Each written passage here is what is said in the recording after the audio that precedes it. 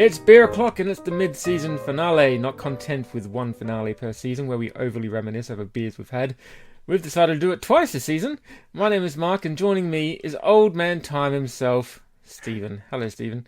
Hi Mark, how are you? I'm doing alright, how are you? I'm fine, thank you. We got a very special end of season, or end of mid-season episode tonight where we're not actually doing a lot of live talking about a particular beer. We actually have something special. Don't we? Do we Yes, talk about sorry, that? we do. That's We, your we should, cue. that's my cue. Yes, we do. We're not actually drinking this week on the show. We drank a few weeks ago. We was lucky enough to get some time with Fullers Director of Brewing, John Keeling, and John took us through five of the Fullers beers. So what you're about to hear is the results of that evening, where we sample the different beers and we basically have a chat with John about Fullers. Yeah, it was quite an evening as well. He was very kind and gave up like 2.5 hours or something. Yeah, it was a big chunk of time he gave up Yeah. to us. So we are very grateful to John and to Fullers for arranging the evening and making it happen. So you have a very long interview ahead of you. I haven't, at the time of recording this, I haven't actually edited that interview yet, but I'll do my best to keep it as succinct as possible without cutting out any of the good stuff because there is a lot of good stuff in there. So, Sorry, was that another cue there that I no, missed? no, I was trying to think of what to say. Let's cut the chatter and let's get into the interview. Actually, before we do that, in case people stop listening to the interview halfway through, because it is quite long, what's coming up in part two of the season, mate? Yeah, part two of the season will be starting. I think it's around about. I don't know the date exactly off the top of my head. We'll be back towards the end of May. We've got a few more interviews coming up from the Breweries of London series that we've been doing. So when we come back, our first show from the second part of the season will be a Camden Town beer. And that will include an interview with Alex. We've got as I say, a few other London breweries and a few more interviews that will be airing. We've got some more guests coming on the show, some more first timers in terms of guests. A couple of breweries are coming on as well to actually talk about their beers. That they've shared with us and to chat through the process of brewing as well as talking about their beers. We've got another homebrew special lined up. We've got our second anniversary show. We'll be in there and we'll be doing the new Harvestoon barrel aged whiskey, or actually the one that you think was a mistake that somebody put a batch of Italian in a whiskey cask. I I went, stand oh by that. yeah. We'll be doing that, and there'll be because the second part of the series also runs right up to and past the Great British Beer Festival. I imagine there'll be some frivolity from the Great British Beer Festival as well, but that's in August. We're only here in April. It's quite difficult to predict that far in advance, but it's we'll have the much like we did with this part of the season. In a couple of weeks, we'll have the beer list up on the website. So people can see the beers that we're going to be in if you want to get them in to drink along. Indeedy. Cool. Okay, well, let's get on with this interview then. This is John Keeling, the Director of Brewing at Fullers. Pretty much the leading real ale brewer in London. Wouldn't you agree? Yes. Yeah, if not the country, Yeah, some would say. they're Yeah. definitely one of the big boys. Yeah, so here we go. Thank you very much, and roll the tape. But do any of you drink London Pride? Not in the regularity that you were just talking Yeah. about there. Occasionally, it's kind of it's one of those kind of go-to beers that, Yeah. that you know you're always going to get a certain level of quality and consistency with it, and I suppose that's what you're ultimately aiming for. Yeah, I mean, London Pride was designed in a different era to the era we have now of beer. It first came out in '59, I think, and it was when you drank lots of beer and people would think nothing of drinking 30 pints of London Pride a week. You know, nowadays you're lucky if somebody would drink 8 pints of London Pride a week. And those people, excuse me, who drank 30 pints would only ever drink London Pride. They wouldn't drink ESB and they wouldn't drink Chiswick Bitter. They would only drink London Pride. The people who drink 8 pints of London Pride nowadays drink another 4 or 5 pints of other different beers or even ciders or even lagers. You know, it's much more widespread, but there is less volume drunk. And when London Pride was designed, its drinkability was the most important factor. To have drinkability, you can't have huge, big, overwhelming flavours because they satiate your palate. You get used to that beer very quickly. Usually they're strong beers in any case, so you don't want to have 3-4 pints. But beers like London Pride and Timothy Taylor's Landlord, for instance, have the ability to tell you something different in the third pint than the first pint. And I don't think you truly know how good a beer London Pride is until you're halfway down your third and you're thinking about your fourth. Because that's what makes it a truly great drink. It's because you want to have a fourth. Whether you do or not is a different matter. I think that's uncharted territory for years. You want to have a fourth. It's not in that, and in the days when I first started drinking, it wasn't unusual to have 8, 9, 10 pints in an evening. I was brought up in Manchester. No, London Pride's 4.1. Right. But I was brought up in Manchester, so my session beer way back in the 70s was Boddington's. And I take it that's not the Boddington's that's available now. No, it's completely different. It was a completely different beer. It bears little resemblance to what it is now. I think it was, as I remember it, a beer of enormous drinkability. And I think also what was great about Boddington's in the 70s, when I was drinking, I came to Fullers in 1981. I went to university in 78 in Edinburgh, Harriet Watts, to study brewing. What was great when I first started drinking Boddington's was it was the beer for every man. My dad would drink it, my uncles would drink it, my brothers would drink it, my cousins would drink it, my friends would drink it. So everybody was drinking that. It was a great beer, and it had great drinkability, but it was popular in Manchester as well. It was as popular as Keeling is in Manchester now. It was as popular as Foster's is.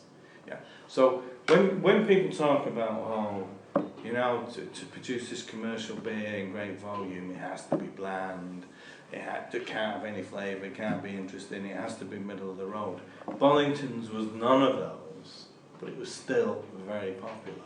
There is no reason on earth why a good beer cannot be popular. It's a complete fallacy. It is an invention of the last 20 years.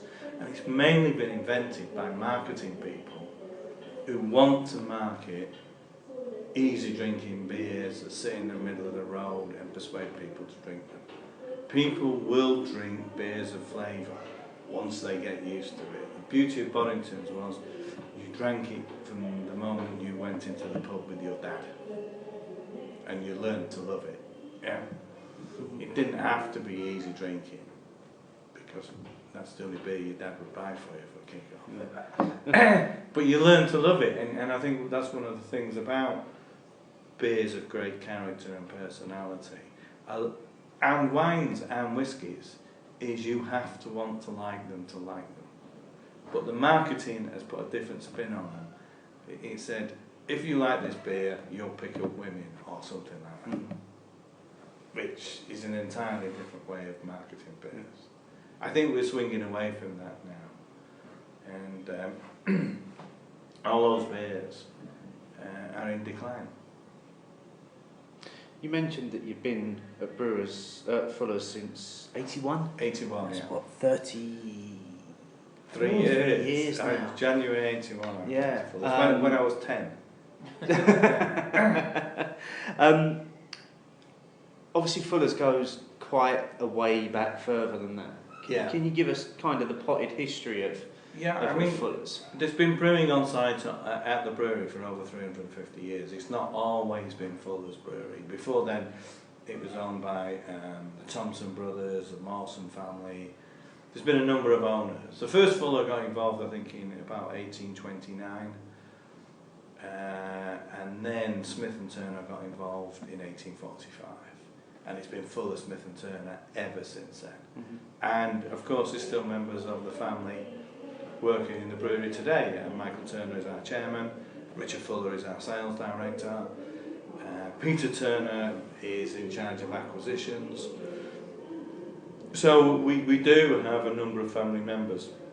So James Fuller is on our non-executive board as well.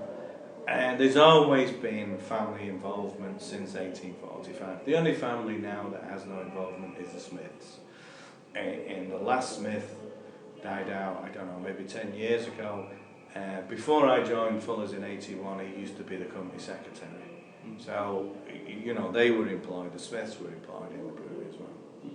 And you now hold the position of head brewer? Brewing director. Brewing director. Fuller's always make their head brewer director of the company. Okay. So therefore, how involved are you in the actual brewing process these days? Are you still very hands-on, or are you more? It's not a hands-on job in that sense. My task really is to be the guardian of our standards and values and our philosophy of making beer. Those evolve through the years because you can improve standards, improve values. You don't really change your philosophy. And that's what my job is to drive the standards and the values. I cannot be there 24 hours a day, 7 days a week, but I have to have people who are present, who know what to do, and I trust them. So if, for instance, we're having the worst day you can imagine making beer, we're 3 hours behind schedule, they're coming to boil, they were in the copper for the last time, whatever, they have to boil for an hour, get 8%, 9% evaporation. Nobody in that entire team who are now 3 hours late, they're working at 10 o'clock at night, they should have gone home 2 hours ago. They know they're not going to be on much before midnight. Nobody in that team says, why don't we just boil for half an hour? Let's just cut a few corners, because that's not our standard, that's not what our value is. They believe in those, they know it's important to make great beer, always attempt to make great beer every time we go to do it. My job is to make sure we only have people who believe in that. Mm-hmm. And I read somewhere that there's a tradition at Fuller's of always passing on the directorship to someone within the brewing team, and always looking for the next head brewer, and that's will be part of your role many years to come to find your successor. Yeah. Do you already kind of have that person in mind, or is that something that evolves over time? Yeah, I mean, it's not. I don't think it's a matter of having a particular person in mind. What it is you must create the right situation where people can come to the plate and do that job. It's always nice to have a choice of a number of people. So I would look always for a choice of at least 2 people for that role. And as it gets closer to my retirement, then it becomes more and more obvious which of those people should be the next brewing director. I mean, nobody told me I was going to be the next brewing director till the day it happened, and that was the day my predecessor, Reg Drury, announced his retirement, and he was retiring 2 years in advance of his normal retirement date. I had no idea he was planning that. I thought there was still 2 years for Reg to go, until I was called in the boardroom and told that I was to be the next brewing director. And what's the sort of size of the team that you work with? You must have quite a big team of brewers, because just so far in this season we've featured quite a few breweries from London, right from some of the tiny ones where it's sort of literally one man and his dog brewing beer, up to some of the more medium-sized ones, and undoubtedly Fuller's are probably the biggest brewery in London. Yeah. So what's the sort of what size of team do you work with? Well, there's 86 people within the production operations team. Well, that includes engineers, laboratory staff, technical services staff who go around the pubs looking after the issues in the pubs. You've got the brewing team, packaging teams, and warehouse teams. The number of brewers we have in it is a difficult question to answer. It's difficult not because I don't know the answer, but it's because we have two routes by which brewers become brewers at Fullers. You can become a brewer from the shop floor and work your way up. We have one of our brewers, a guy called Brendan Bray. He's been employed at Fullers for 48 years. For about 40 of those years, he's been a brewer. He came up from the shop floor, a boy of 15. He worked his way up and has become, if he was to rank the brewers, probably number 4 brewer in the company. Yeah, and he's very happy in that position. He loves his job, and he's worked his way up from the shop floor to do that. I came a different route. I came from Heriot University with a degree in brewing, so I joined the company as a junior brewer. I was always destined to be a brewer. How I would go up the ladder, I didn't know, and nor did they. And so brewers will come in with a university background who know the theory but badly need to learn the practice. Other brewers will have the practice and need to acquire the theory. It's constantly evolving, so people are partly trained brewers, fully trained brewers, etc. So it's a difficult question to answer, is because there's so many people with the potential to be a brewer who are partly trained and act as part of their job as a brewer. And you've got you put out quite a range of beers with some sort of like seasonal variations and sort of like specials here and there. How do you go about sort of planning that calendar and knowing what's coming in when, and when you've got new things, new ideas coming up, where do they come from? Yeah, I mean, I think it's usually difficult to plan because quite often you have to plan 18 months in advance for the pub chains, the supermarkets, etc., who will say, we need a new beer in 18 months' time. We want to know what it's going to be from you now. And then we'll evaluate it and tell you if we want it in 18 months' time. So there's always that sort of churn going on. Some of them, it's a matter of 6 months, some it's a matter of less, it just depends. You've got to have like a constant ideas manufacturing sort of group of people. I don't like to start so much with the beer and the recipe of the beer, in that you get far too precise, far too early in designing a beer. The beer should be golden ale, it should be flowery, it should have the new American hops in. Before you know it, you've boxed yourself into a corner, that's the beer it's always going to be. Whereas I prefer to go back, well, what are we trying to do? What is the inspiration for making this beer? What do we want to do? So, for instance, when we came to look at Black Cab Stout, I was talking to people, look, we have to do a stout of some description. Well, why is that, John? Because it is the beer of London. This was the beer. Stouts and porters were the beer of London 200 years ago, 150 years ago. London stouts and porters are much different to Irish stouts and porters. Why should they just have everything? We have nothing. Why don't people understand that Irish stouts and porters are really just cheap imitation of London beers? So I introduced a little bit of controversy. Right. So then we got to start thinking as a group. What does that really mean? And marketing were involved in that discussion. Sales were a little bit involved in that discussion as well. But by having that discussion and that inspiration out in the open, it enabled us to kick it around much more effectively than if you'd boxed yourself into a corner. Being boxed into a corner to design a beer is quite restrictive, but immediately the advantages come out when you talk about inspiration, because the marketing team then said, it's going to be a London stout. Why don't we call it Black Cab? What could you get more London than calling a dark beer Black Cab? Yeah. So, without talking to them at the beginning and just being boxed into a corner, they don't know why we want to make a stout. We just have a stout and a recipe for a stout. So then we started designing the recipe. We were already making London Porter. We didn't want a stout that tasted like our London Porter. So we changed the ingredients considerably to make a different type of beer. Unusually as well, our stout is weaker than our porter. But the porter was developed in a much different way and through a different inspiration. Again, it was to be a beer of the past, but it was to be a homage to the past. And we were looking back at recipes, and porters were that strong in those days. Stouts were even stronger, but we weren't making a stout, we were making a porter.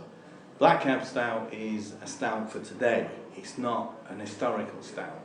It's the beer for today. That's why it's 4.5. A stout today cannot be 6%. It can be in bottle, yeah, but not on draft. Not to be drunk in the pub, because you're not going to sell lots of pints of 6% stout. Whereas we are selling lots of pints of 4.5% Black Cab. So would you say it's been a success, the introduction of Black Cab? Very, very much so. We're very pleased with it. Very pleased with it from a beer point of view. We're very pleased with its potential for a sale, because it's proven to be popular in our export market as well. And we've just released the nitrogenated version of it. So it is a direct competitor to Guinness and etc. And it's about time, I think, there were alternatives to Guinness. I mean, Guinness have been an extremely good company for a long, long time. And they chose to go down a different route than anybody else. They've never owned pubs, for instance. Yeah. But they have a hugely successful product, and it's about time they had a little bit of competition. Can you just explain one term that you just used there, just for the uninitiated that might be listening? Nitrogenated. Nitrogenated. What does that mean? Guinness. Guinness looked at this a long time ago, and they had to produce a stout that had a nice creamy head. If you inject nitrogen as well as CO2 into the beer, you get that nice creamy head. Okay, so it makes the beer with a creamy head. It affects the flavour a little bit as well. Tends to strip out some of the flavour compounds a little more than CO2 carbon dioxide does. But altogether, it forms a nice package for you to present to the customer and the flavour people like. And while we're talking about stouts, you recently released an Imperial Stout, about 11%, is it? Mm-hmm. Well, it's 10.7. Okay. There we go. What was the driver behind doing that one? Because it was quite a limited run of bottles as well. Yeah, wasn't it? we do a number of limited bottles. We have some to taste later. But what we want to do with Imperial Stout, we've done a series of beers called Past Masters, which were essentially straightforward copies of beers we've done in the past. The difficulty for us in that project was we wanted to do it exactly like they did it in the past. So the difficulty was to decipher all the brewers' handwriting and all the things that they did and try somehow to copy it. So, for instance, our first one we did was XX. That was a strong ale. XX was his name. We had a fantastic marketing department who thought of really whiz-bang names for products in those days. So we called it XX. And it's not much different from the department we have today. But it was XX, and it was really called XXK because it meant XX for keeping. And we tried to copy it. So the hardest thing for us was in actual fact to get the raw materials. We managed to convert our new fantastic computer-run brew house to operate manually, to change the things that we were doing, to copy how they made beer in 1891. Essentially, they didn't sparge in those days, so they used to flood the mash tun and then drain it, flood it and then drain it, so we had to do that. So we had to fool our computer into allowing us to do that, which we did. And so we managed to work out a methodology by which we could make it. We managed to buy, it was easy to buy Goldings and Fuggles, and those were the hops they used in 1891. But the barley variety had changed about 30 times. So we could find nobody who wasn't. It was using a barley variety older than Marisotto, which was developed in the 1960s. Then we found one farmer who was using Plumage Archer, which is a barley variety first developed in 1905, and we just thought, well, 1905 is as close as to 1891 as we're ever going to get. Let's just buy it from. So I am extremely grateful to Prince Charles for allowing us to buy his barley. And Simpson's Simpson's Malt very kindly turned it into malt for us, and we made the first two past masters with that malt. But that was exact copies, and we went to great lengths to make exact copies. With the Imperial Stout, I wanted to start a new series of beers, which we've called the Redux series. And what we mean by that is we want to take our inspiration from the past and try and copy a beer from the past, but we always want to put a modern twist to what we're doing. So Imperial Stout was inspired by the Imperial Stouts of the past, but we wanted to make it in the modern way. We wanted to look at introduction of some American hops, although there's lots of evidence in our brewing book that we were using American hops in 1890 as well, but this time they were named varieties. They just said hops from Oregon in the brewing book from 1890, but we were getting it, and we used rosebuds in it as well, which they never dreamt of using, and that was really our modern twist. We wanted to give it a slightly different fragrance, other than that you would get from a hop, a slightly different aspect to it. And we just thought, Imperial Stouts are big chocolate type beers, bit of rosebud, that could well have a Turkish delight type effect within that. And we put the rosebuds in there as our modern twist. We're going to brew it again this year, actually, because we've had a lot of demand, especially from our export customers, for it again. We are developing the second beer in the Redux series, which we're calling our Double Imperial IPA project. We just want to go completely over the top. We've learnt our lessons from Brewdog, so we just want to double everything and imperial everything as well. It's going to be a massive hop bomb, yeah. is it? So, but we want to put a modern twist to that as well. And we've been talking to a beer writer, Melissa Cole, who was very helpful with the first beer, the Imperial Stout we did. And that's how the inspiration came. We just got around the table in the pub and we were talking to her. A bunch of us were talking to her. We were just kicking ideas around. And she said, have you ever used rosebuds in there? Wouldn't it be nice to have a Turkish delight flavour? So we took that up and run with it. She was involved with brewing it because she was part of the team that developed it. So we had a preliminary around the table drinking session, and we thought, would cayenne pepper or something hot like that work with those hops? So we started working on trying to have two different types of heat, hop heat and a peppery type heat as well. So we're working on that at the moment. So you can broadcast that and see if anybody can get to do it before we do it. It was our inspiration that inspired. Just a personal question for me. I've got a bottle of the Imperial Stout at home. How long should I just leave it before I get into that? Well, personally, looking at our vintages, which are 8.5, I think those are much better at 5 or 6 years than they are at 1 year. Imperial Stout is 1 year older. I'd say 5 or 6 would be better. Okay. You seriously should have bought 24 bottles of this. I did want to get one. But I know that's caused some controversy on within the beer world, and beers will age and they will change in flavour. In my opinion, this beer will get better, and it will be better, probably better at 5 years than we are. I can't 100% guarantee that because we've never made one of these before. We have great experience in vintage ale. That's what vintage ale tells me. But we can't hang on to it for 5 years and then release it. That would cause an absolute cost us an absolute fortune in storage charges in Marston's warehouse where we store a lot of our beer. We couldn't do that. Plus, people want to try it when it's young as well, and they want to try it later when it's evolved into something else. Yeah. They're interested in going on that journey with the beer. Why should I deny them that opportunity? Well, while we're talking about the specials that you do, have we seen the end of the Brewers Reserve series, or is No. Very funny enough, is we offloaded 44 barrels of Glenmorangie casks today, which will get beer into them early part of next week, and in 18 months' time there will be a Brewers Reserve number 5. Excellent. We've had sort of like a break from Brewers Reserve, mainly as we resolved our differences with the customs and excise, because they were revoked their permission for us to make them. Okay. Because we were still breaking the law.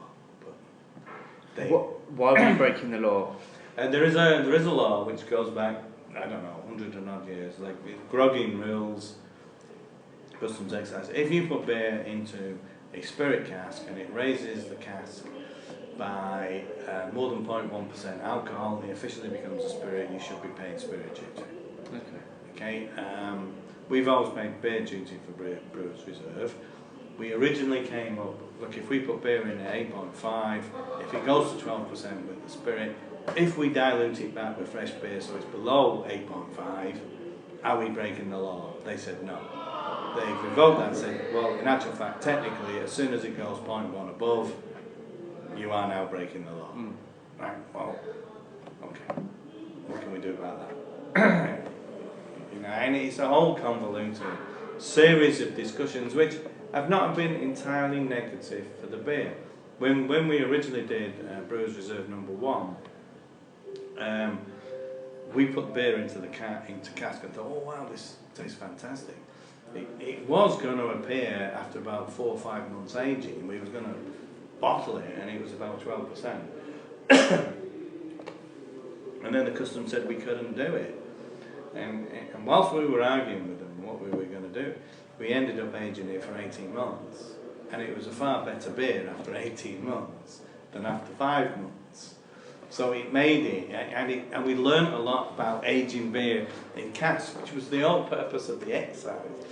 That we wanted to do that as an exercise. We had to find more about aging beer because that knowledge had been lost. It had been lost from Fullers. We used to do it a lot, but it had been lost, and we were sort of reclaiming that. And then we found out how to blend fresh beer back into 2-year-old beer, and how improved that beer was after that. And it's not just a matter of cutting it back with weaker beer and making it maybe a little bit more drinkable.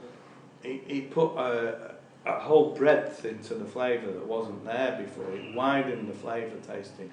It made the individual flavours within the beer much more focused than the original one was. And that to me was hugely interesting. That's what we learned about aging. And we continue to learn about aging. Vintage ale is much different. That's a very precise, controlled aging. The barrel aged stuff is much more wild and uncontrolled. Yeah. Tell us a little bit more about the Vintage Ale series. How did that come about, and was that originally your brainchild, or how did it come about, and what goes into producing one of those batches each year? Yeah, it wasn't really my brainchild at all. It was produced firstly in 1997, before I became the brewing director in 99. And my predecessor, Reg Drury, we sort of were talking, we used to have regular meetings with the then marketing director, John Roberts, and the marketing manager, David Spencer, to talk about beer. And they came up with an idea. I don't know whether it was John's idea or David's idea, but they said, can't we do something like a vintage, like they do in wine, the way where you make a special beer once per year? Because they were also great wine drinkers, and they just thought, can we translate what they do in the world of wine? Now, the world of beer is much different because we make beer every day, virtually every day of the year. The winemakers make it for a small period when the grapes come. And so they can have a vintage very easily, we don't. So what we thought is, to make a vintage, why don't we just say, okay, we know what we're buying in terms of malt and hops every year. We've been there. Why don't we take the ones that are the best we've bought and just make a beer from the best ingredients? And that's how vintage started. We were to make the beers from the best ingredients. We were to age it in tank for about 3 months, which we never aged the beer that long for some time. So we were aging longer than we were normally going to. We would bottle condition it, it would have yeast in there. The yeast would help mop up any oxygen you went on there. We'd learned from doing 1845 as a bottle conditioned beer. Again, we'd relearned that because we used to do bottle conditioned beers. How improved it was after 3 months aging, and the difference between the bottle conditioned beers and the filtered beers and pasteurised beers was that the filtered pasteurised bottle beers were at their best between 2 and 3 weeks old to about 2 and 3 months old. After that, they were deteriorating. They were still good to drink, but they were not at their best. Whereas the 1845, after 3 months, was better than when it was 1 month old. It was better at 6 months old than when it was 3 months old. So it wasn't deteriorating, it was actually improving. And therefore, we'll bottle condition that, was get the improvement. Because it was a very strong beer, I can't remember what we put on the first one. But certainly by the second one we did in 98, we were putting 3 years shelf life on it. That was because there appeared to be a rule that the maximum shelf life you could put on a bottle beer was 3 years in any case. So we put the 3 years on, left it at that, and then when the beer got to 4 years old, it was still tasting good. So what was happening, And then when we tasted at 5 years old, it was better. Yeah, but we could only put 3 years on. So we then started after telling people, well, you can keep it for 5 years. You can do that. It's not a problem. Fortunately, there appeared at that point to be thousands of people that were doing that. I have no idea how they'd come to that conclusion. They were just keeping them. And people still write to me that they have a 97. When should they drink it? I said, well, it's more about when you should sell it, I would have thought. John, that's been a really fascinating insight into some of the Fuller's background. We're going to be reviewing a number of beers with you this evening, which is a bit of a first for us in terms of actually reviewing the beer with the brewer, apart from a few home brews that we've done with people that have brewed them. So I think maybe we should start getting into the beers. Have you tasted 1845 before? No, I haven't. What style of beer is it? It's an old ale, really, what we would call an old ale. And it's really a beer that is designed to mature. Okay. Yeah, and as I was saying earlier, it does taste better after a year than it does after 1 month. This beer was made, again, by my predecessor, Reg Drury, who was the head brewer at that time. I should emphasise, really, that a head brewer is only head of a team. And the team contribute a lot to making these beers. But he was the one that formulated and signed off the recipe and had the final say for 1845. It was a beer originally produced in 1995 to celebrate Fuller's 150th anniversary. It was only meant to be around for 1 year. Okay, it was only there for the 150th. And Reg wanted to pay homage to the beers from the past. It wasn't a direct copy.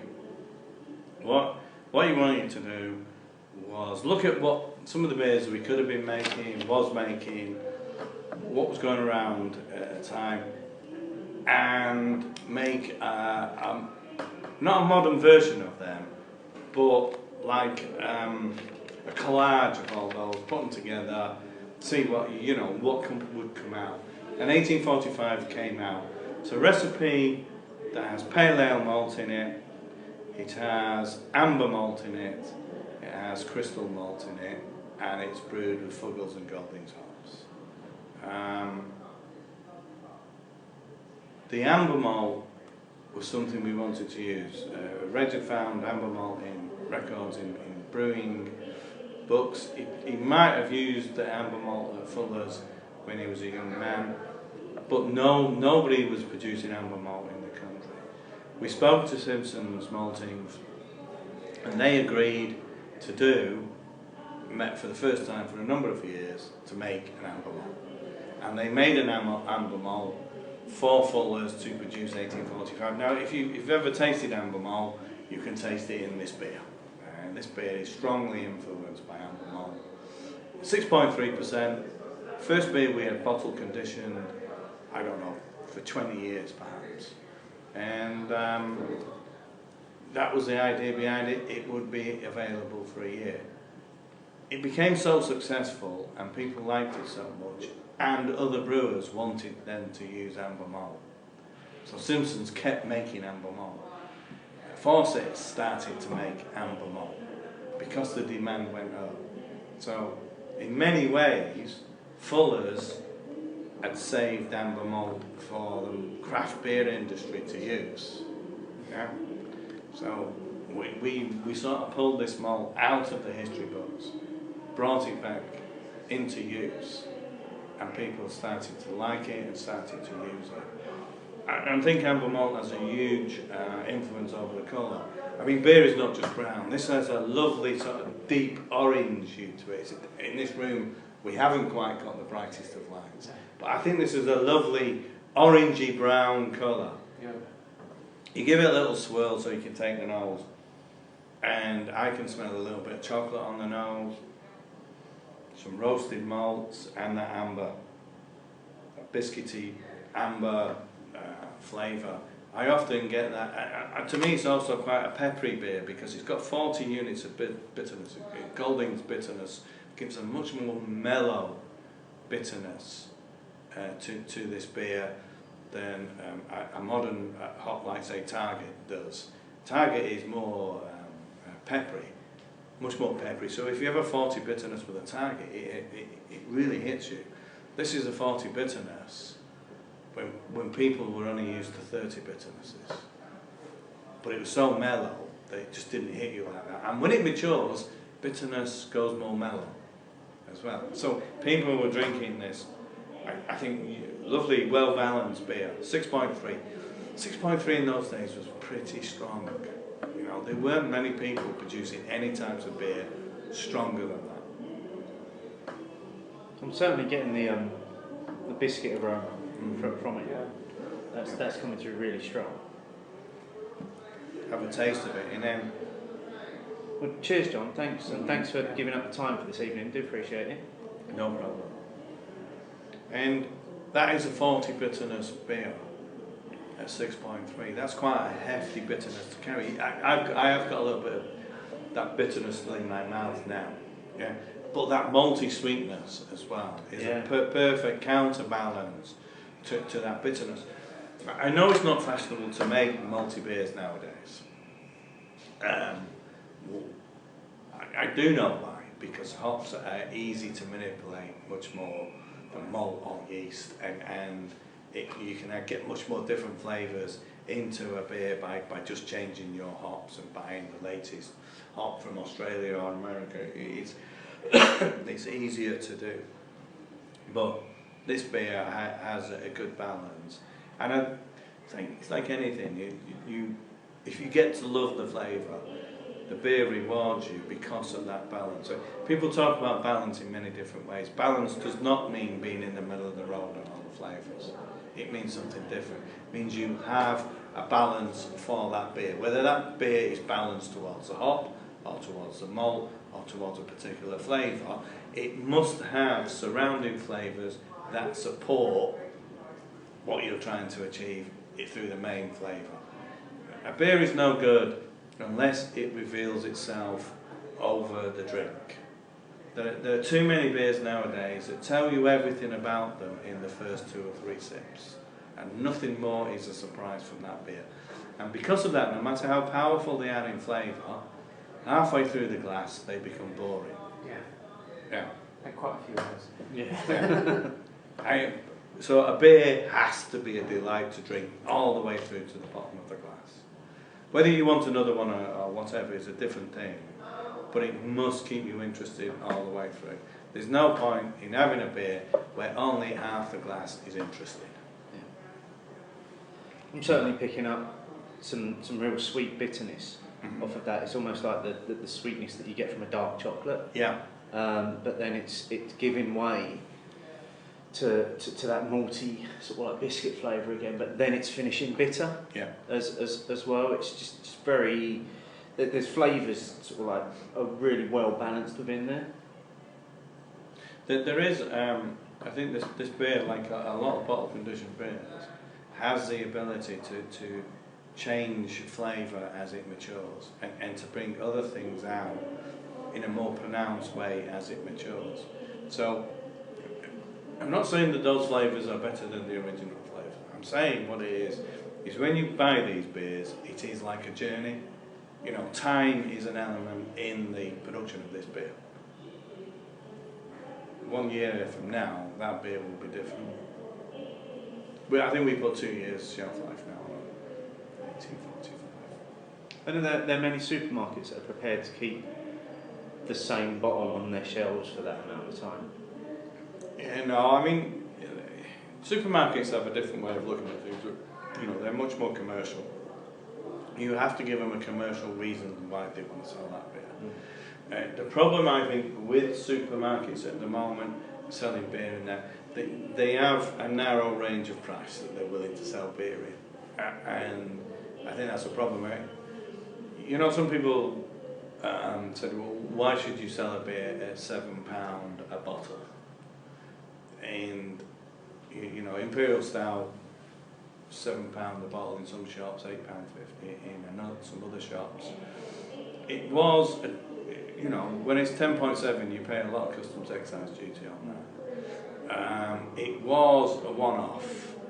It did involve a lot of time and effort to make it in the development of the idea, in the actual brewing of it, in the changing of the plant, in order to be able to brew it. There was a lot of effort, and you know, we have to find that reward from somewhere, and it was in the price of this beer.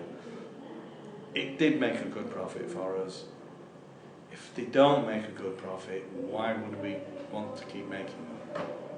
Are you not finding though that attitude is changing slightly to beer now, and people are prepared to pay more of a premium for good beer? I think so. If you look at America, there is a much widening of that. But in supermarkets, they haven't quite got that yet. Oh. They're not in that position to want that. Specialist beer shops will charge you more, and they'll have much more of a specialist range than a supermarket. I think supermarkets will start introducing craft beer corners and sections where there will be something different, and much more expensive. You can go into supermarkets and see Sierra Nevada, Brooklyn.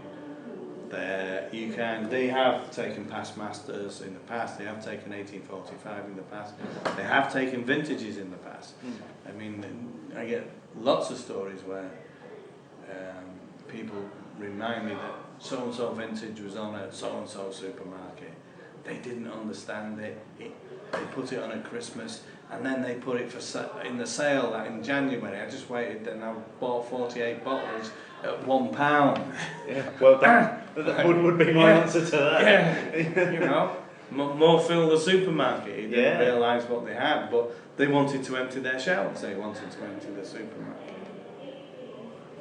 And that guy got a great bargain. It's a very tasty beer, this one, isn't it? Yeah. I love that burnt biscuit. Yeah. It's 6.3 as well, so it's not a weak beer. You know, you're not going to drink pints of this beer. Most people won't. Anyway. Yeah. That could sneak up on you though, because it's very easy to drink. It's very easy to you could, yeah. And that comes from the balance within the beer. Fullers have always prided themselves on having this balance in the beer, which means that they are sneaky. Yeah, they are easy beers to drink for their strength, by and large. Yeah.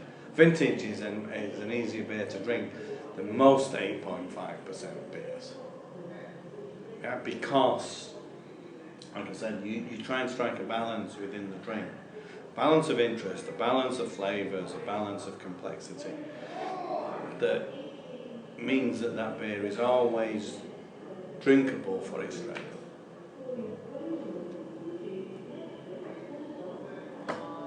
Very nice. Should we move on and taste another one? Yes, let's. Right, shall we see what other do We've got a few to get through. Well, there's another four. There's another four. I thought what we might do is split them into two. We've got Black Cab and we've got Porter. Now we've got two past masters. I think we'll do the two past masters before the dark beers because these beers have a little relationship, I think, with something like 1845. In that we have a past masters 1966 Strong Ale and a past masters Old Burton Extra. I think some of these would have been some of the beers Reg would have been looking at when he wanted to make 1845. Mm-hmm. Not that these beers use amber, he brought amber from somewhere else, but they were partly their inspiration. I think we'll drink the 1966 Strong Ale first because that's the newest of the two beers. I better get them open. The 1966 Strong Ale, we want it to become part of the past masters bit because we have a Beer World Cup coming up, 1966, and some World Cup connotations. We thought it would especially sell well in Scotland, as they were always pleased to acknowledge England as the world champions. And so we went to look at our 1966 version of our beer called Strong Ale. We ceased to make Strong Ale in about 1981. We were still brewing it in 1981 when I joined the company. If you look back through our brewing books, the Strong Ale and the Burton have links to the XX which we produced in 1891. And we just thought, well, this is sort of like a continuation of a general theme for us. Also, when I was looking through the brewing book in 1966, Brendan Bray, who's the brewer who's been with us for 48 years, said, oh, I made that in 1966. He was working in the company in 66, and he was not a brewer at that time, but he was working in the brew house. So I said, okay, Brendan, well, you're going to brew it again in 2013. So he sort of bookends that project for us. And so I think that's good that, it's good that Fullers keep brewers for 48 years. It's good that we have that type of history. So, and this is, I think, it's a 7-something beer. I can never remember the strengths for our beer, but originally this was brewed as a party gal as well, and it was a party gal with our mild. So it bore some resemblance to that. Our mild got a little bit of extra colouring in there and became a darker beer. When I was actually making this in 81, the Strong Ale was much darker than this, because we had darkened it. But in 66, it was this colour. Where did the idea come from to do the Past Master series? I think we were talking about what we should be doing, and we were looking at it. So, well, there's a number of. I got interested in beer websites run by Martin Cornell and Ron Pattinson. They were interesting to me, so we contacted Ron and asked him, would you like to come and look at our brewing books? He did. Got chatting. Why don't we make a beer from the past? Other people are trying it. We had the great advantage of, a micro brewer could go and pick up records from Whitbread and make a beer. These were Fullers records. We were Fullers Brewery. We were on the same side. It all seemed much more logical that we should make a much better attempt at doing this, which we wanted to. We still have plant on site, which admittedly is part of our museum, but it is still situated where it was operated, that's from 1823. So we still can look at the plant that was used to make all these beers. And you can draw inspiration from that. Again, it's going back to the inspiration. It's not about producing a recipe on a piece of paper and then going away and brewing it. It's the whole reason why you want to do something like that. It's the whole inspiration why you want. Then you can work out the details of recipes and stuff later. And even, in your mind you might have flavours that you want to target. With past masters, the inspiration was all there. The recipes were all there for us. The flavours were all there for us. It was a straightforward copy. And we just thought it was really interesting that we would go back in time and produce a beer so we know what the beer roughly must have tasted like way back in 1891. The beauty of the 1966 was we know there must be people alive who drank it in 1966. Yeah. So they can remember it. One of them being Brendan for a kicker. So what are the ingredients in this one then? Again, I think we mainly used Golding's hops. We were using some sugars in those days, so we were using some invert sugar into this. We had, I think, a little bit of flake maize as well, and then pale ale, malt and crystal. I'm always a little hazy on recipes because I never do that detailed work. I used to do that all the time for Reg, and I used to remember to the nearest kilo how much we put in each beer. But I've moved on now. That's somebody else's job. Yeah? But that's important, because if you do their job for them, they're not doing their job. They don't get the ultimate satisfaction. One of the great satisfactions for me, and it was Derek Prentice who worked on that, and he's a fantastic brewer. He's retired now, and he's gone off to do other projects. But he's a fantastic brewer. I can talk to him in like general terms, like we want to do this flavour, we want to do that flavour, and then he's allowed to go away and develop that as a recipe, and then come back to me and say, this is what I want to use, this is how I want it. I said, yeah, I agree with that, I agree. You sure about that? Then we have a discussion. Then it's developed. And that's why I'm a little bit hazy on the business, because I didn't do that detailed work on them. I approved the recipe. I taste the beers afterwards, and we might make adjustments to recipes based around that. But if you don't allow people to do their job and have the responsibility for that, A, they don't enjoy it, and B, they don't do it as well. I'm a great believer that once you get promoted, you should do the job you've been promoted to do, not the job you used to do.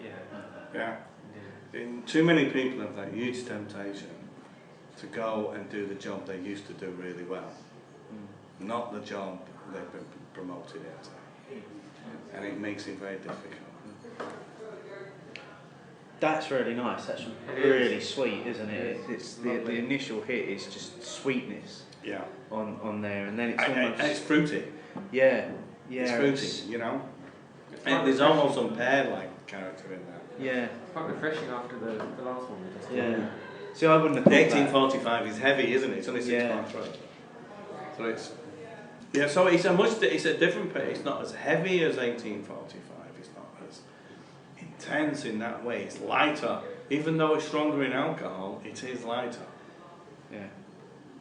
That's really easy. I know I said the 1845 could sneak up on you. Yeah. That would. I wouldn't even see that one. I think this was 7. Yeah, that will be extremely dangerous. This one. This is actually 7.3. I found the 1845 quite boozy. Yeah. Maybe boozy isn't necessarily the right word, but you could feel the strength in it. Yeah, I think what's really interesting, if you taste 1845 as a one-off, but when you can compare it to something, all of a sudden, because you have that comparison, you can do that with, you can say, oh, that is more intense, that is bigger. It's only through comparison Can you do that? Yeah, but I would not put this as being a higher ABV than the 1845. No, Which is why it's so dangerous. Yeah. And are the past masters beers only available bottled, or do you do casks? When we produce, generally speaking, when we make a special beer, we do some firkins of it, which we release to certain pubs as specials, one-offs, beer festivals, things like that. So when we come to make the next Imperial Stout, the next vintage ale, we'll do 20, 30 firkins off that batch. And is it liable that we'll see one of those at the because you always do a special for the Great British Beer Festival? Mm-hmm. I think it's good. It might well be vintage this year. I don't know. We haven't yet got around to planning what we're going to do. I'd like it to be the Imperial Stout, because the Imperial Stout on cask ages much more rapidly. A cask beer ages much more rapidly than a bottle beer, and I think you'd see it in a different light. I'm just finishing off the rest of my past masters. It's also slightly more carbonated than or it feels like it's more carbonated than the 1845. Yeah, it's an older beer actually than that 1845. Yeah, the past masters 66 now, must be coming up 8 or 9 months. That's a much fresher 1845. Yeah. And again, because there's yeast in the bottle, the carbonation is building up a little bit. What I like about having sort of like a yeast type environment here and making that is, I think the fizz is a much gentler fizz. Although it's higher in intensity, it doesn't have quite, you know, when you drink a well carbonated lager from the bar, it has that immediate CO2 tingle. Although you can feel that it isn't that intensity. It isn't that acidic. It's just tickling around the tongue, around the mouth, and it's just enough just to add that refreshing edge to the beer. Are these the only two that you've released so far, or no? They're the only two that's still available. Okay. The first two was sold out. Right.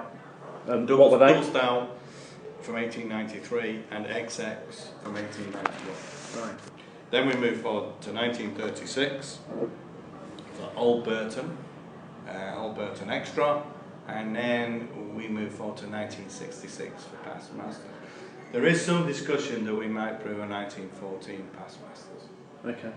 So we've not seen the end of the Past Masters series yet. No. It sounds like you've got quite the stack of history books to go through. If you ever I mean, we have brewing records going back to about 1850 something, 1860. So also with this Past Master series, I didn't just want to sort of dub in and out of it. It might be really interesting to brew one of the ones we've already done again, or it might be interesting to brew when they made a variation of it. So if we were saying the double stout from 1893, did they do a double stout in 1920, and was it a little different? Just like the 1981 strong ale was different from the 1966 strong ale. And I noticed that the Past Masters bottles are in your older style of bottle rather than the newly released style. Was that a conscious thing to keep them? We wanted to use the old bottles up. We've got no more left now, so right. New Past Masters, new vintages will be a new design bottle. The new design bottle is out, and we did that because it's been lightweighted. Okay. Yeah, it's a lot lighter in weight and uses a lot less glass, etc. It is Fuller's attempt to save the planet. Yeah. One beer at a time. One beer at a time. Yeah. God bless you. Yeah, so should we move on to taste the Old Burton Extra? Yes, please. I'll pull mine out first. And would you like to pass that round? Thank you. Old Burton Extra. Burton is a style of beer. Yeah, and many people, because there was a beer called Burton released by Iron Coop in the 80s that won the Camera Beer of the Year, but it was really an IPA. It wasn't what we call a true Burton. It was just that it was brewed in Burton. A Burton is a much different beer. A Burton has similarities to 1845 and Strong Ale in that it's a sweet malty beer. That's what it was designed to be. Yeah, and because of that, you know, there's crystal malt in this recipe, there's pale ale malt in this recipe, there's some darker sugars in this recipe as well. And again, I think we use Goldings. Goldings was such a hop used for such a long time to produce that. We stopped using Goldings as our main hop variety in 75, 76 and swung on to Target at that point. So, but Goldings is making a big comeback for us. A lot of our specialty beers have Goldings. Mm-hmm. We reintroduced some time ago Goldings back to our standard recipes as part of the recipe. So it went out in 76, it came back about 1999, 2000 as part. It's only part of the late copper hopping recipe. It wasn't a dramatic change. It was merely to restore what we'd changed a little bit. Yeah, the head brewer at the time in the 60s, when the new hops were being developed, Target, North Down, Challenger, was very interested in that, and he made changes to the recipe because it was thought Goldings and Fuggles would die out and cease to be grown. So he had his hand twisted to a certain extent to move to it, and he had to move to it. But Goldings has never died out, so they're still around. That's again, it's you get a really sweet hit off of it initially, and there's some nice carbonation in there as well. It's just tickling around, and it's more malt in this now. It's a darker flavour, isn't it? It's like a chocolate digestive. You can taste that darker sugars coming through. It's still got this strong bitterness on the aftertaste though, but it's not fruity in the way that the 66 was. In that appeared almost to be fresh fruit. This is more cooked fruit. This is more your currants, your things that you would use in Christmas cakes, Christmas puddings, that sort of thing. You know, it's got that sort of feel to it. It's much more related to 1845. And you get the sweetness at the front, but that lovely sitting bitterness at the back. Yeah, that would work really well with a slice of fruit cake or Christmas cake, and maybe a little bit of cheese. Yeah. Yeah. That's one that's almost made to go with food. That one. Yeah. I mean, beer is always good with food. It's just that there's a lot of beers that are designed for drinking that are not as good with food as some of the stronger beers, some of the bottled stronger beers. They go up well against lots of food, but you would expect that because they have much more intensity of flavour. The beers that we drink in the bar, you know, are great for pub grub, you know, but these are a little bit more complex, have a little bit more deeper flavours. They're not designed for drinking, so in a way is, you know, those beers at 3.5-4% have a huge role to play in refreshment. When you've just had a game of rugby, football, cricket, you come off the pitch, you don't go and buy yourself a bottle of 1845 or vintage ale, or even a glass of wine. You go and get yourself a pint of beer. Yeah, because it's more refreshing. Then, as the beers get stronger, they lose the ability to refresh, but they gain something else. They gain the ability to satisfy. So they change at that point. And it's interesting you say about beers being available on the bar. We're recording here tonight in the Parcel Yard at King's Cross, which is a Fullers pub, and certainly from my experience, they've always got a fantastic range of your beers across their taps. Is this a kind of important pub location to Fullers? Very very much so. I mean, this is fantastic. But Nick, the manager, is a huge beer enthusiast. He wanted a big beer range here. He's a wine connoisseur. He's a beer connoisseur. He knows what he's talking about. He has a lot of our vintage ales are on behind the bar. etc. He wanted to make sure we had a big range. That all fitted in with what we wanted to do with this pub. And Nick is the perfect manager for us, in this pub. It's on different levels. There's little corners for you to sit in. There's everything there for you. There's great beer. We sell over 60 firkins a week in this pub. Which for a pub of the modern age, that's a huge amount of beer. In actual fact, we're virtually 50-50 with lager and ale. In this pub? Yeah, which is totally unusual. Yeah. Totally unusual for most people's pubs. What would the usual? The usual mix would be 20-70, 20-70, 20-80, 30-70, whatever. Around that sort of ratio type thing.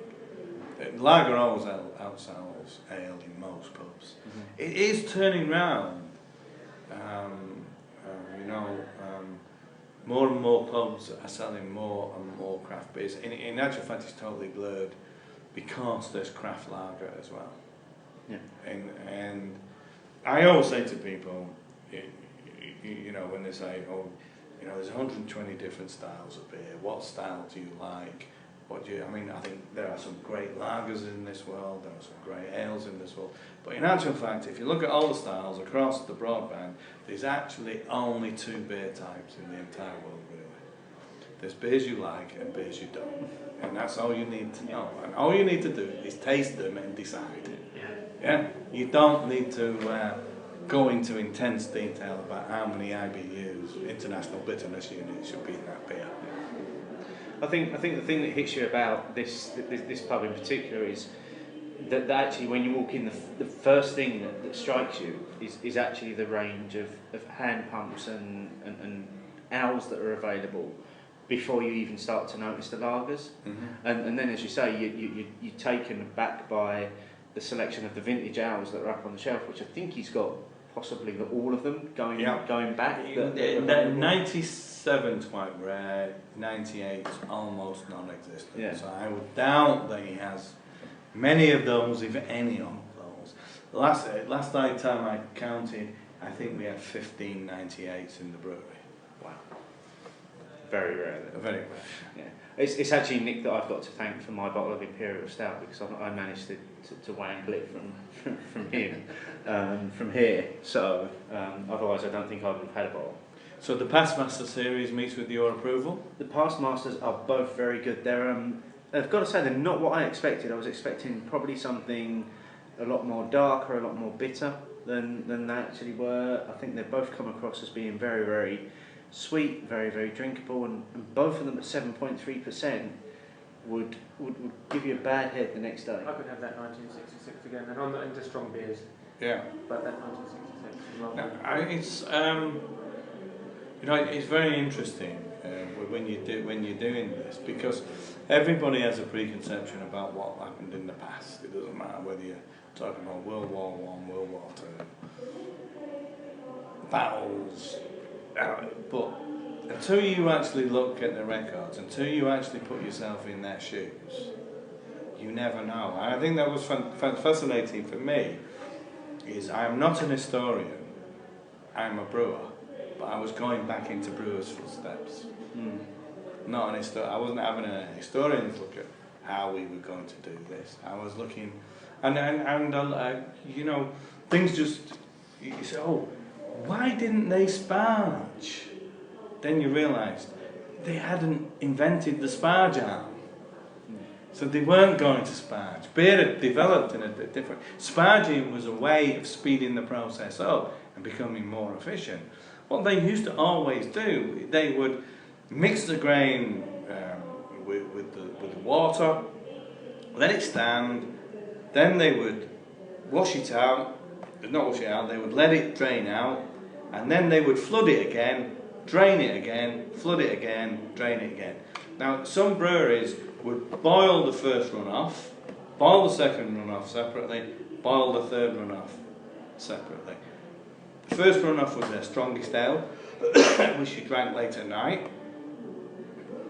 The second one was the mid-strength ale, which you drank as soon as you got home from work or during the late afternoon. The first one was the breakfast beer, because that was the weakest.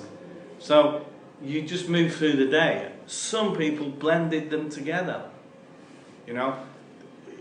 And looking back, you just think, yeah, you know, how would you have made beer if you didn't have a sparge arm? That's what you would do. If you were in a home brewer and have sparging, that's what you would probably do. You would wash water on top of it, drain it off. You might then, because if you're putting your watering can on top, sprinkling hot water, you're going to flood it. How can you operate, how can you make it run off? How do you operate the runoff? It's far easier to flood it than just let it drain down, flood it and just drain down. You get the extract out, maybe not as efficiently, but you get it out. Well, Good beers, those. Oh yeah. We're going to be moving on to two completely different types of beer, which are Black Cap Stout and London Porter. We're going to taste the Black Cap Stout first because it's the weakest. It's only 4.5. So traditionally we should have a glass of water or something like that. We'll just power through. I'm good enough. That's what we're like. We just, you know. Yeah. And as I was saying before, you know, Black Cab came about because we wanted to make a London stout as opposed to an Irish stout, and we wanted London to reclaim part of its sort of brewing heritage. And I guess the original inspiration behind this beer was when we formed the London Brewers Alliance, and you know we started to become proud of being London brewers, not just brewers, but we're London brewers. And I think it's a tremendous shame that industry has been forced out of London, because London is a city of great character. We're not a city of banks and shops, and we shouldn't ever want to be a city of banks and shops. Industry needs to be in London for London's sake as much as anything else. And I'm really pleased that, you know, we have all these breweries appearing in railway arches and whatever, and bringing some sort of industry back, some sort of interest back into London, some character back into London. But that's what breweries like Colonel, Meantime, Camden, you know, Redemption, Beavertown, all those are bringing that back. They will make mistakes. They will make good beer and they'll make occasionally a howler. But you have to forgive them that, because they have the ambition always to make good beer. They will learn more, they will get better, and they will get better, their beers will get better and better. They will be a source of inspiration for other brewers when they're 20 years from now. Because there's, as I said earlier, I mean, this has been the focus of our current season, has been the London brewing scene, and we've done a few interviews with a few breweries and tried a lot of beers from London as well. And I think at the last count there's 55, almost 60 breweries in London. You know, what day is it this week? Yeah. There must be another one. Yeah. As beer stands at the moment, one of the big things is the collaboration brews. Yeah. Are we ever likely to see Fullers doing anything like that? We have done collaboration, as we did Brithop with Hard Knot. I went up to Marble and made Old Manchester. James Campbell was the head brewer then. He wanted to call it ESB, Manchester ESB, but we wouldn't let him. And so we decided to call it Old Manchester instead, because he said I'm old and I'm from Manchester, so he named it after me. Very nice. Yeah. So, and we had Steel City Brewing here to make steel for us, which went mainly into Mitchell and Butler pubs, I think. Yeah. We did last year. We had Stone and Wood from Australia, and we made a beer sticky wicket for the Ashes. So we have done collaborations. We've just taken over the import of Sierra Nevada into this country as well. So I dare say we will be doing a collaboration with Sierra Nevada. I'm open to doing collaborations of all sorts, but I don't want to do collaborations for collaboration's sake.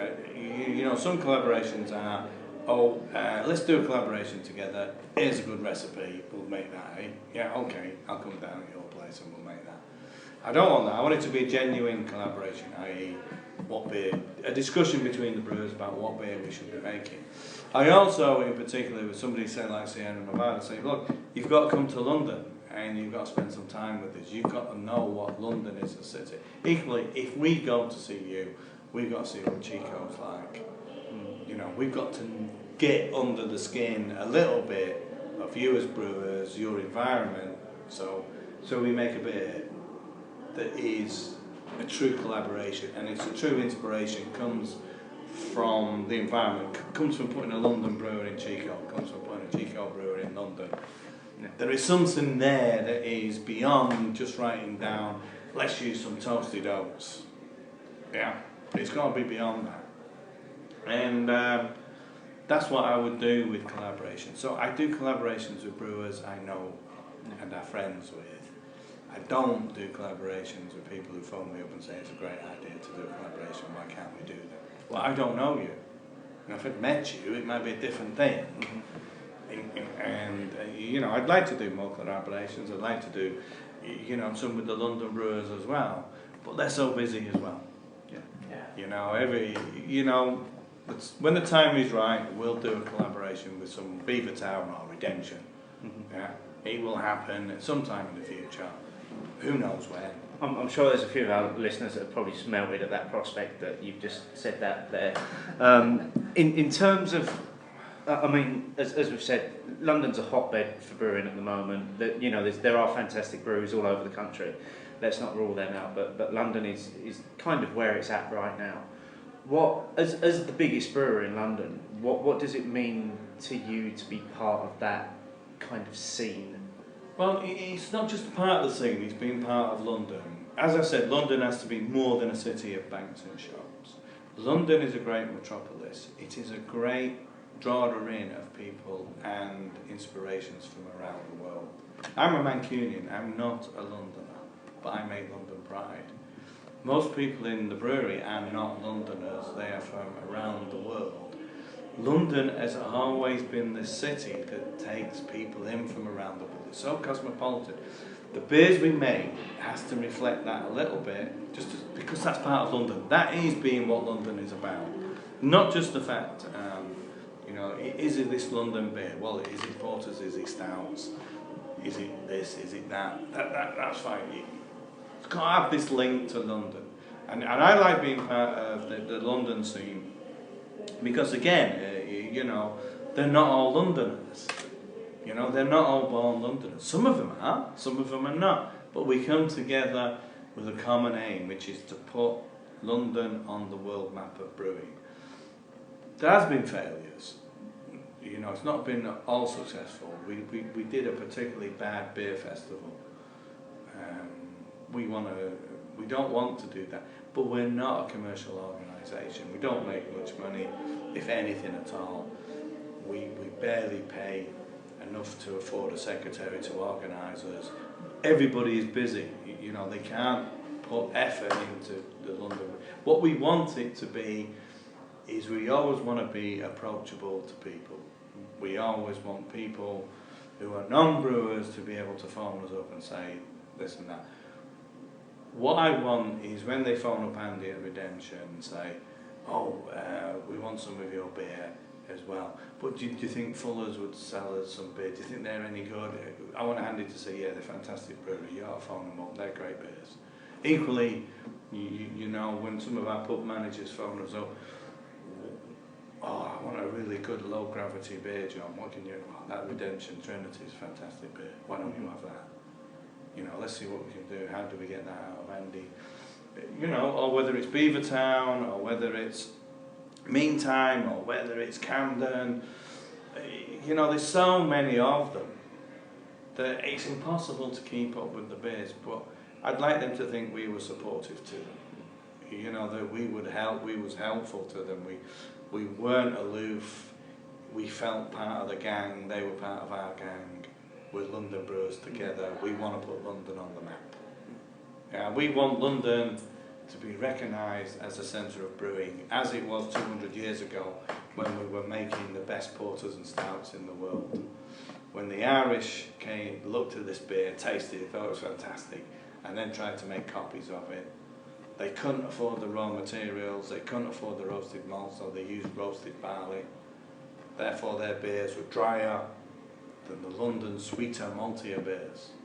So it is perfectly true to say that Irish stouts and porters are a cheap imitation of London stouts and porters. And this is a very nice stout as well. This is a really good stout. Yeah. Actually, it's you get the instant dark roasted aroma.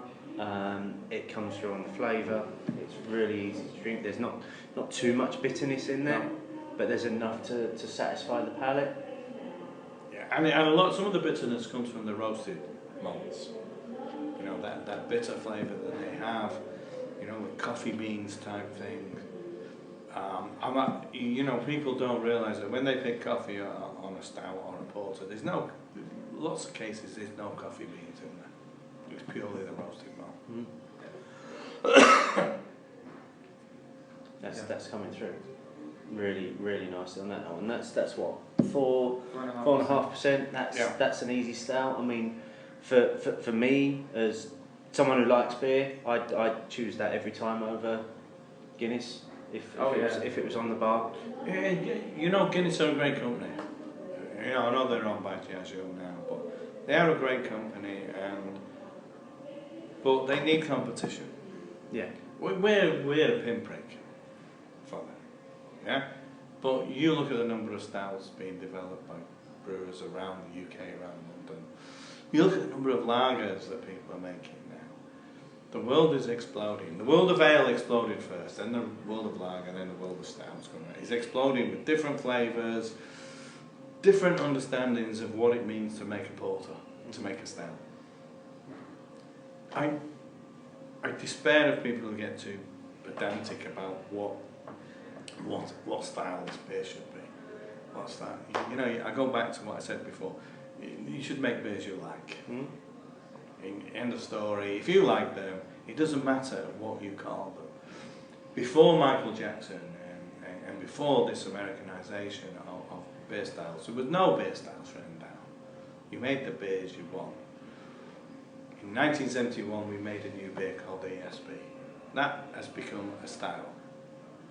It's become a beer style in its own right, particularly in America. Lots of brewers make ESBs. To us, it was another version of bitter. That's all. It wasn't a new style, but it's now another style. I should just say to everybody as well, you don't get more craft than to invent your own style. Yeah. So Fuller's at the forefront of the craft revolution. Yeah, and that's my definition of craft. Yeah. If you're a craft brewery, you've invented your own style. Yeah. Very good. Very good. I do just want to ask you, and I'm happy for you to say no comment at this point, and Mark will edit it out. No comment. Okay. No, I just wanted to get your feel for how does it make you feel this that there seems to be a bit of a trend at the moment of breweries taking out lawsuits against one another over names, brands. Do you have a view on that you want to share? I mean, if you want to share it off record, tell us, and we won't include this, but I'm just actually quite keen to get your viewpoint on it. It is an incredibly difficult thing because it's very traditional to protect your brand rights. It's very traditional to copyright things and say, you know, that we've had a number of times where we've thought of a name, we've done a search and found that somebody else has registered that name and we can't use it. It's the same in the domain of blog names and whatever, you know. So what people. We registered the beer o'clock. Well, you know, get it registered. Sometimes, you know, people go around and you know, your email name, they will register that before you. Yeah, and then they will charge you for taking that name. So there's a lot of protectionism involved in getting names. Now, you could have a beer under development that you have a brand name for that you're protecting, and that's 2 years away from it hitting the shelves, and then somebody else comes up with that name, but you've put a lot of work into developing that beer. You want to protect that.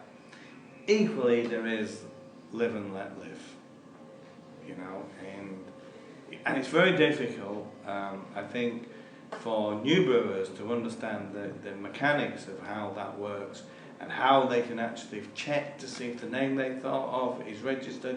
And then they'll come to think, we thought of 8 names and they're all registered. We can't call this, you know. And then they get frustrated. So some way, somehow, there has to be a middle ground. New microbrewers who come up with names have to check that name hasn't been registered. You don't know why people want it. Some people might register it just because, oh, that's a really good name. We're not using it at the moment, but if somebody thinks of a beer, we'll charge them to get it. Yeah? Purely wrong. Yeah? That's wrong. If you are developing a beer, we've got names that are registered. We've registered because they have some connection with Fullers. I think we might have registered Griffin or Hogarth because we're right next to Hogarth's house. Stuff like that. That we have no particular beer being developed for that, though I think we might have one for Hogarth. I think one of our new seasonal beers might have a Hogarth connection, which marketing are working on now. But, you know, it's perfectly logical why Fullers would have those names registered.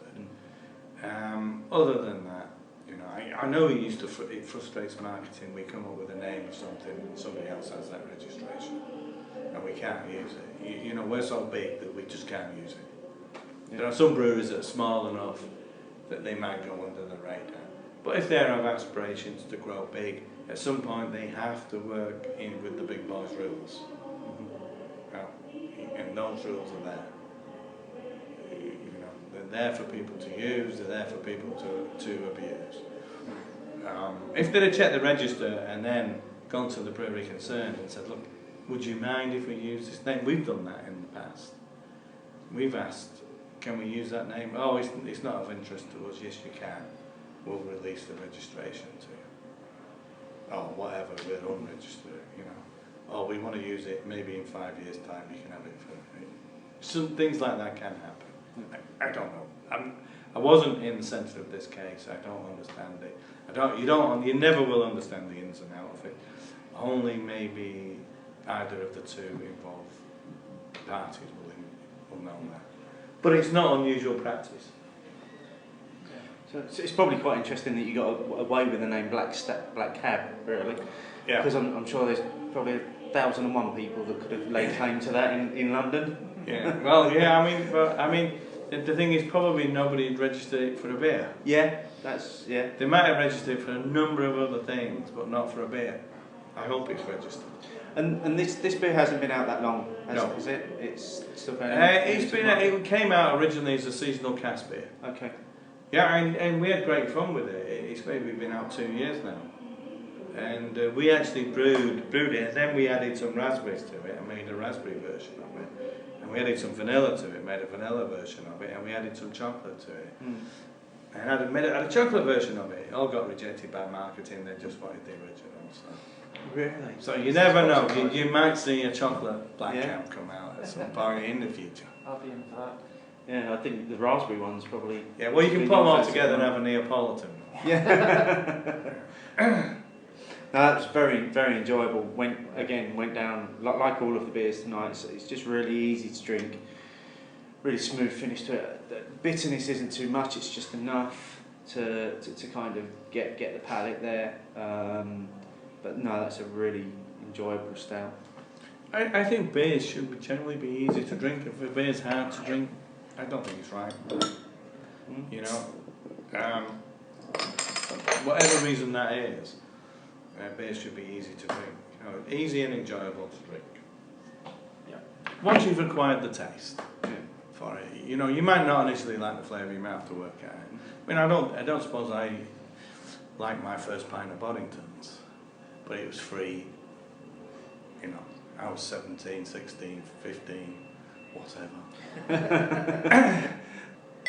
This is London Porter. This again was one of Reggie's, really. This came out shortly after 1845 as a cask seasonal beer. And it really took off in America. America is what saved it. It sold 3/4 of nothing in the UK, but it sold lots in America. So we continue to make it to this day. It sells far more in export to this day. It sells loads in Sweden. It's just won its gold medal and Supreme Champion beer of keg beer of Seabar. So we're again very pleased with that. It does tend to win awards. It's won a number of awards at the Swedish Beer Festival and other beer festivals around the world. It's nice that it picks up lots of gold medals. And I remember being at the Winter Ale Festival, and I sat with Dave Saunders, who invented the recipe to forget this story, I forgot the name of the beer. Ellen Porter. It's a really fantastic beer, and it beat Porter into second place in the Great Winter Beer Festival. So I was forced to congratulate him because I was sat next to him. But 1872 Porter or something. And this, correct me if I'm wrong, I'm sure I've definitely had this off of the bar before. This is a little bit stronger, 5.4 as well. This doesn't always come on cask, does it? It can be appear and cask from time to time. It is available in keg all the time. Because I've had it on keg, and it was, it was that cold temperature that you tend to get with keg. But Americans love to drink it cold, actually. I don't think it detracted from the flavour at all, and sometimes if yourself, if beer's too cold, you lose a lot of the flavour. But actually, it seemed to, if anything, that the temperature seemed to just accentuate some of the flavours in it. I drank it cold in America and greatly enjoyed it. The good thing about drinking it cold as well is it does warm up, and it does tell you more about itself as it warms up. It sort of accelerates this thing. You know what I'm saying about a beer reveals more of itself as you drink more of it. It sort of accelerates that. It tells you more about it. Yeah. And because it's gone colder, it does change the balance of the flavour a little bit. The aroma is all chocolate for me. The aroma, and you get it initially, and then I get quite a lot of coffee off that. And again, it gives way to the kind of the bitterness there at the end. But it's well, London brewers have always and should always be good at making dark beers. That's your heritage, isn't it? That's the heritage of being a London brewer. And we should be good at doing things like that. And thank goodness there are brewers now who never thought they were going to be a brewer when their careers started, moving into that, and yes, they do, and go and make a stout, and they go and make a porter. They might not quite understand when they start off the heritage of London brewing, the history of London brewing. But when they get involved in the LPA, and when they get involved in brewing, they naturally pick this up. They pick it up through reading, through osmosis, through sitting around with brewers, beer historians. It's great that people like Ron Patterson and Martin Cornell have done so much. I think Martin's book, Amber, Golden, Black, or whatever it was called, I can't remember the title. I remember the beers in there, and the beers that they made, the honey beers, the beers with bog myrtle and all that stuff.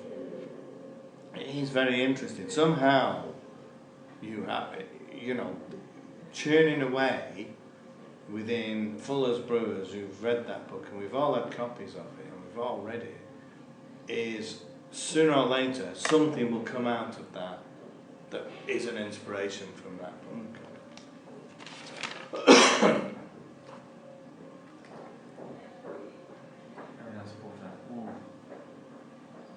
It's a really easy drinker. Any time of the year. Yeah, I'm getting more of the coffee than the chocolate. I'm still getting the chocolate flavours. think I'm getting the bitterness that you would associate with coffee. The coffee bean, yeah. Yeah, but I'm When we make it, it smells like we're making coffee. Yeah, in the brew house. that must be amazing. Yeah, that must be absolutely amazing. Yeah, I can also. I walk down Chiswick Lane to work with my partner Simon, and because she works at Fullers as well, and I can tell walking down Chiswick Lane we're making London Porter. Don't know it's London Porter today. Yeah. You can tell when it's London Pride. London Pride, ESB, Chiswick are all made at the same time. You can tell that one. Mm-hmm. Mainly because I've been smelling it for 33 years. So the London Porter does well in terms of export to America. Obvious question, is London Pride the best-selling beer that you do? Yeah, London Pride is easily the best-selling beer. It's just about the best-selling beer in export, but it's by a long way the best-selling beer in the UK for us. It's about 2/3 in all its forms: bottle, can, keg, and cask. In all its forms, it's about 2/3 of what we make. How many other beers do you do in can? Was it just London Pride? We do London Porter in can for Canada, Okay. and London Pride. We used to do a ESB, we used to do HSB. The canning's gone quiet, but it's picking up again. So we will see. We don't have a canning line on site, we have a bottling line. So we concentrate more on bottling.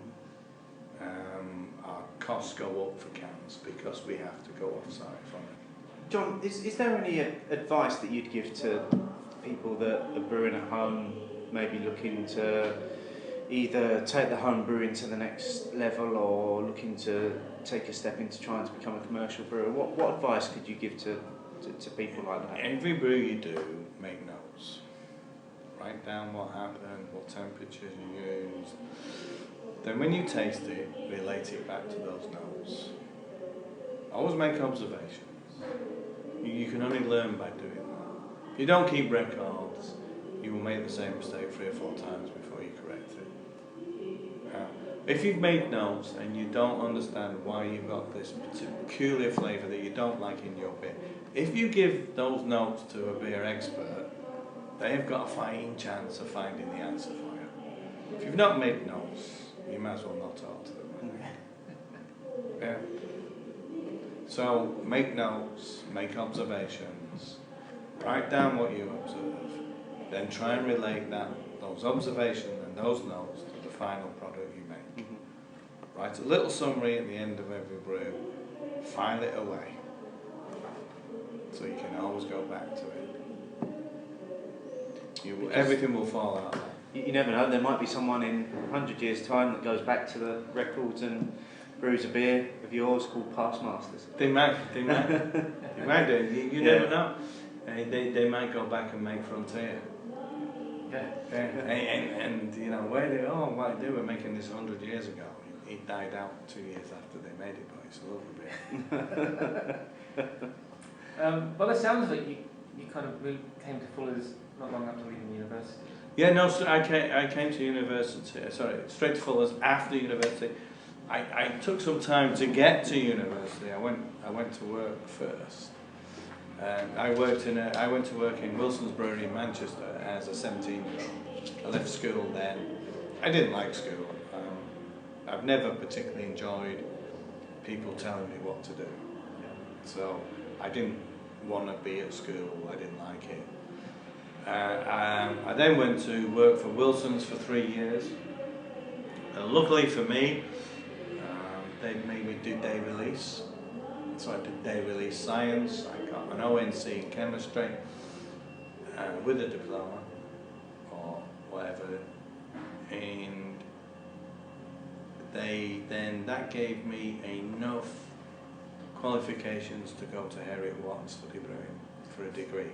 So what made you choose Fullers to join? Or was it more They're the only people that offered me a job. Fair enough. Yeah. So what made you stay on at Fullers? Because they were a growing brewery. So every time you sort of come to that crossroads where you decide, I better look round to see if I can move, I got another challenge. Yeah. And they had the ability to do that because they were expanding so fast. When I started at Fullers, we made £70,000 a year. We made £220,000 a year. We made near enough £9 million profit out of brewing every year. We're not growing as fast as we used to, but we're still growing. We're still growing, and we will do. You go in spurts and phases when you grow. What's the one thing that you really feel as though makes Fuller's beer stand out? I mean, whether Fullers stand out or not, is we are Fullers.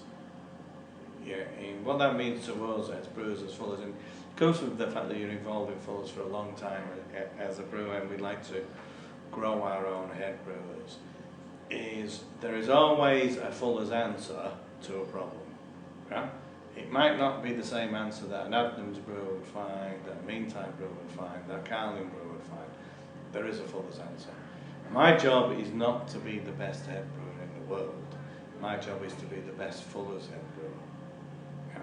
We do things different ways. We have different interpretations of how to make a great beer. That's why there's such diversity within British brewing. Young's bitter did not taste like Fuller's bitter. There's two companies bang right next door to each other. One's with Chiswick. Our bitter was totally different. Our interpretation of bitter totally different from Young's interpretation of bitter, and that's the way it should be. So what makes Fullers different is the fact that we're Fullers. We have to be different because we have to have a different way of doing things. You can learn from other people, but we don't copy other people. John, on behalf of the Beer O'Clock Show, thank you ever so much for your time this evening. I've really enjoyed you taking us through these 5 beers and talking us through the intricacies of all of those. And I hope our listeners have enjoyed the experience as well. We've certainly enjoyed the time with you. Thank you ever so much. Appreciate it. Thank you.